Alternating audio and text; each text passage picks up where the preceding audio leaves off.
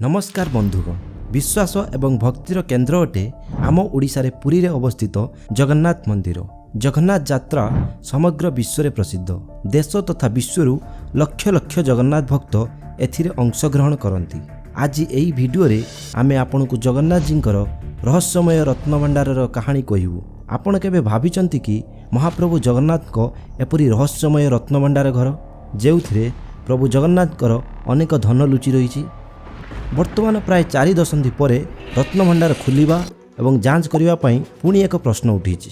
यह एक साधारण रत्नभंडार कि अन्य किछि? तेनु चालंतु ए भिडियो जरिया आमे महाप्रभु जगन्नाथ को ए रत्नभंडारर सत्यर संधान करिबा। 12वीं शताब्दी में बने जगन्नाथ मंदिर के भंडार की चाबी खो गई है।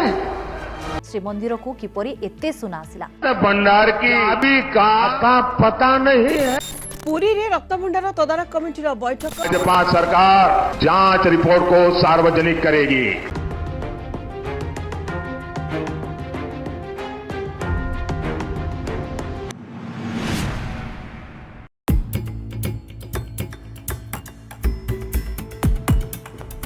इतिहास रे केसरी राजवंश एवं गंग राजवंश ठारू आरंभ करी ओडिशार विभिन्न कालखंडर शासक जेमिति सूर्यवंशी राजा कपिलेन्द्र देव, पुरुषोत्तम देव, प्रतापरुद्र देव एवं भोई राजवंशर प्रथम राजा रामचंद्र देव विभिन्न राज्य जय करी बहुत रत्न एवं अलंकार महाप्रभु जगन्नाथ को दान देइथिले।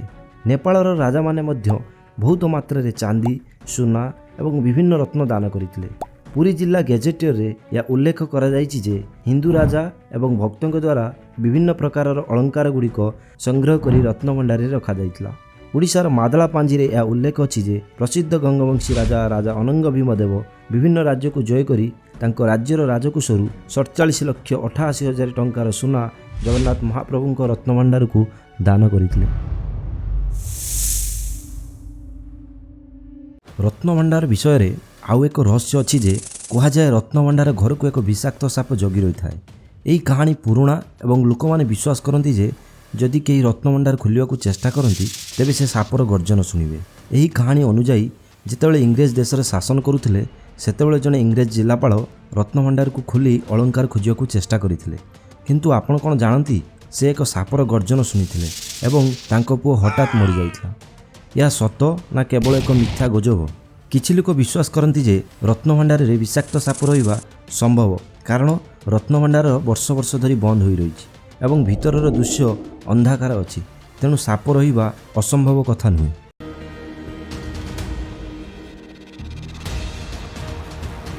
उन्नीस 1960 मसीह ओडिशा सरकार मंदिर परिचालन दायित्व ग्रहण करने पूर्व श्री जगन्नाथ मंडल अधिनियम 1952 प्रणयन करा जायतिला। एही अधिनियमर धारा अनुजाई जिला मजिस्ट्रेट कार्यालय स्वतंत्र अधिकारी श्री लक्ष्मण पंडा को ओडिशा रेकर्ड ऑफ राइट्स प्रस्तुति करिवार दायित्व दिया जायतिला। रिपोर्ट अनुजाई एही विभाग रे बाहर रत्नभंडार एवं भीतर रत्नभंडार विषय रे उल्लेख करा जायछि। बाहर रत्नभंडार रे 150 प्रकार अलंकार अछि, जेउथिरे 120 तुला सोना कानफुल, 160 तुला, 434 तुला, 275 तुला सोना कानफुल मध्य अछि। भीतर भंडार रे 180 प्रकार अलंकार अछि, सेथि मध्यरु 64टी शुद्ध सोनारे निर्मित। एही रत्नगुड़िकर किछि ओजन 100 तुलारू अधिक हेबो। बंधुगण, एठार तुलार अर्थ होउछि या सोना एवं रूपार एक तुलार ओजन 10 किंबा 11 ग्राम। एही रत्नभंडार रे हीरा, रुबी, नीलमणि, मूर्तिका अन्यान्य विभिन्न प्रकार विरल रत्न संग्रह करा जाइछि। या व्यतीत 146 प्रकार रूपा बासन एवं अलंकार मध्य अछि। सेमानक मध्यरु केतकंक ओजन 500 तुलारू अधिक हेबो। 1954 रिपोर्ट अनुजाई प्रभु जगन्नाथ जींकर प्राय 52 कोटी टंकार संपत्ति अछि।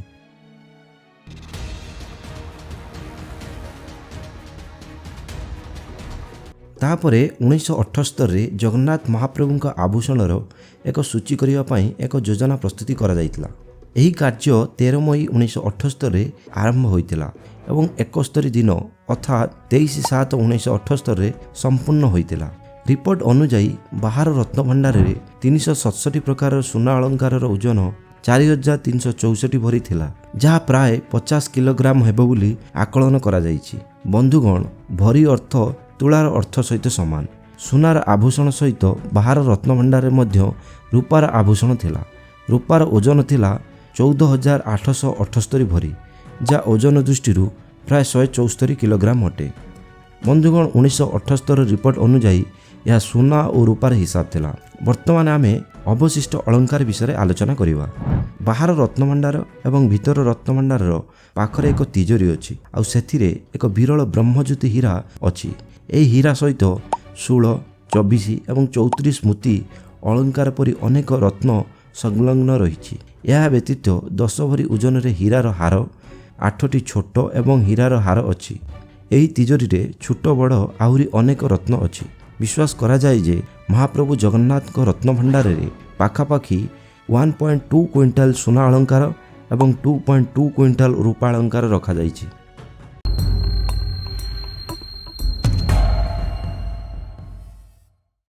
4 ଏପ୍ରିଲ 2018ରେ ଓଡ଼ିଶା ହାଇକୋର୍ଟଙ୍କ ନିର୍ଦ୍ଦେଶ ଅନୁଯାୟୀ ରତ୍ନଭଣ୍ଡାର ଭିତରି କୋଠରୀ ଖୋଲିବାକୁ ଚେଷ୍ଟା କରାଯାଇଥିଲା। ତେବେ ମନ୍ଦିର ପ୍ରଶାସନ ଚାବି ଖୋଜି ପାଇନଥିବାରୁ ଏହାକୁ ଖୋଲି ପାରିନଥିଲେ। ରତ୍ନଭଣ୍ଡାର ଭିତରକୁ ଯାଇଥିବା ଅଧିକାରୀ ଓ ସେବାୟତମାନଙ୍କୁ ବାହାର କୋଠରୀରୁ ଫେରିବାକୁ ପଡ଼ିଥିଲା। ଏହା ଏକ ବାସ୍ତବରେ ରହସ୍ୟମୟ ଘଟଣା ଅଟେ। ଚାବି ମିଳିପାରି ନଥିବାରୁ ରତ୍ନଭଣ୍ଡାର ଭିତର କୋଠରୀ ଖୋଲାଯାଇ ନଥିଲା। ଏହା ଏପର୍ଯ୍ୟନ୍ତ ଏକ ରହସ୍ୟ ଅଟେ।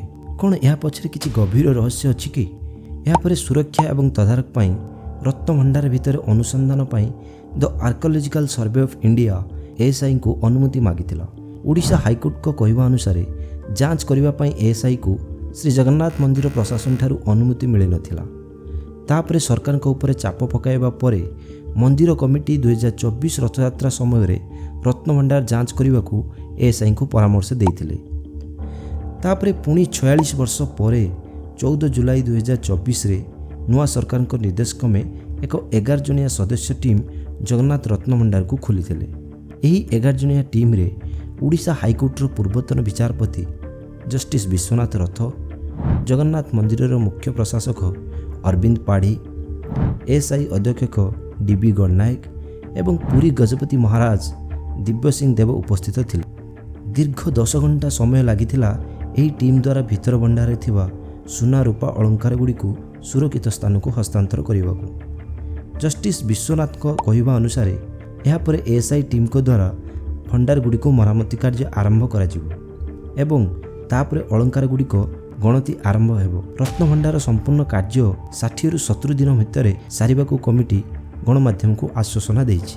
ଭଗବାନ ଜଗନ୍ନାଥ ମନ୍ଦିରର ରତ୍ନଭଣ୍ଡାର ରହସ୍ୟ ଏବଂ ଏହାର ଇତିହାସ ବିଷୟରେ ଆଲୋଚନାରେ ଆମ ସହିତ ଯୋଡ଼ି ହୋଇ ରହିଥିବାରୁ ଆପଣମାନଙ୍କୁ ଅଶେଷ ଧନ୍ୟବାଦ। ଏହିଭଳି ରୋମାଞ୍ଚ ଏବଂ ରହସ୍ୟମୟ ଭିଡ଼ିଓ ପାଇଁ ଆମ ଚ୍ୟାନେଲକୁ ଲାଇକ୍, ସେୟାର ଏବଂ ସବସ୍କ୍ରାଇବ୍ କରିବାକୁ ଭୁଲନ୍ତୁ ନାହିଁ। ଜୟ ଜଗନ୍ନାଥ।